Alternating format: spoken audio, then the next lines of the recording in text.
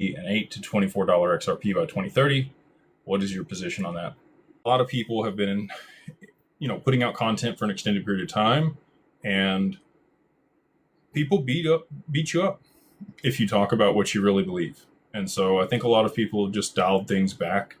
If you'll go back and look at a lot of the content that was made early when people started YouTube channels, they did the math.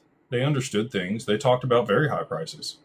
And I think, over time, even though they really do believe that, publicly they've shrank on that because it's easier for people to digest smaller numbers, and it's difficult to maintain conviction when you don't get a ton of great feedback from people, when things don't happen in a short time frame like a lot of people want.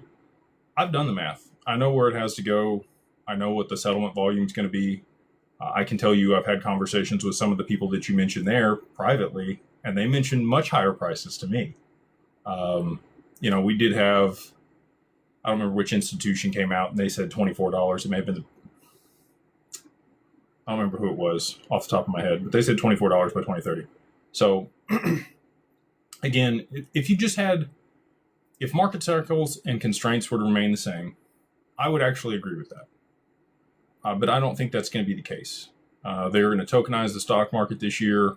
We're moving to real-time settlement. SWIFT is going to adopt, instant settlement for cross-border payments. We have all these things that we've been waiting on for a long time, and there's no way that XRP can facilitate all of that volume and settlement if it's not a significantly higher price than $8 to $24. Like that doesn't even. I don't want to talk about the private conversation I had. So anyway, I will say I think people just get beat up enough that they decide to get more conservative. I'm here to tell you guys what I really think. I'm not sponsored by anybody, outside Decent. They are an affiliate for us. I have no sponsors on this channel, so I can come on here and tell you whatever I really think.